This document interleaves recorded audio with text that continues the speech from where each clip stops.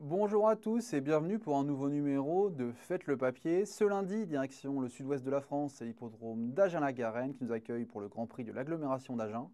Une épreuve qui a réuni 16 partants âgés de 6 à 11 ans qui vont s'affronter sur la distance de 2625 mètres. Ils seront répartis sur deux échelons de départ. Voici tout de suite mon ticket. En tête, je suis très confiant avec le numéro 8, Jetida. Certes, elle n'a pas été revue depuis la mi-juillet. Maintenant, la protégée de Mathieu Moitié sera pilotée par Théo Briand et déférée des 4 pieds d'entrée de jeu.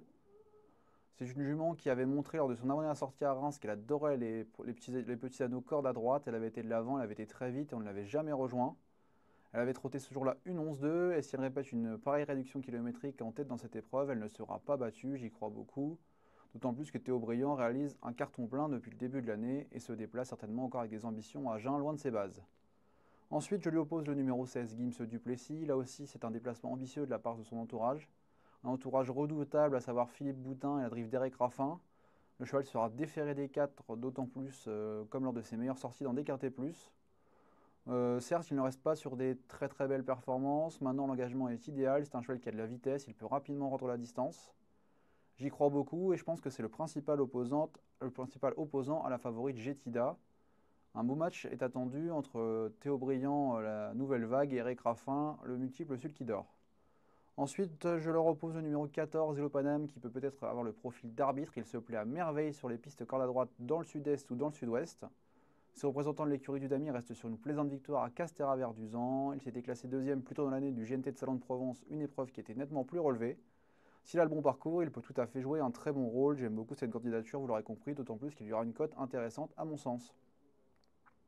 Quatrième ensuite, j'aime également la candidature du numéro 11, Icar du Berry, un cheval très dur à l'effort. Certes, il est mal engagé dans cette épreuve, maintenant c'est souvent le cas avec lui. Son entourage n'hésite pas à l'engager dans des épreuves très relevées car c'est un cheval qui a le niveau et qui est dur. Il a déjà très très bien fait sur le profil de piste d'Agen, que ce soit Agen, à Beaumont, toutes les pistes du sud-ouest. C'est un spécialiste de ce type d'épreuve. Et il n'a aucune contre-indication à le voir faire l'arrivée. Son habile mentor Yvan Lacombe a dû préparer cette course avec soin, je n'en ai aucun doute. En cinquième place, ensuite, je retiens le concurrent de la famille Martens, à savoir Kingslayer Pellini. Elle vient de très bien gagner en Belgique sur ses terres à Waregem, une grande piste corde à droite. Il excelle corde à droite puisqu'il s'était imposé à Agen très plaisamment lors de sa dernière tentative sur cette piste.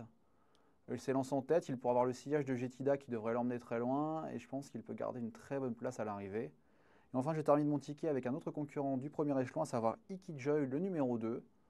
Ce cheval ne cesse de gravir les paliers depuis qu'il est plaqué et déféré. Cette fois, il est plaqué devant et déféré des antérieurs, ce qui sera la première pour sa carrière à l'âge de 7 ans.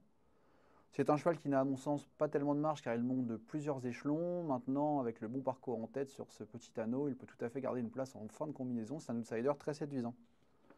Pour ce qui est de mon ticket, ce sera donc un quintet plus combiné en 6 chevaux avec en tête le 8, suivi du 16, du 14, du 11, du 3 et du 2, le tout pour un montant de 12 euros.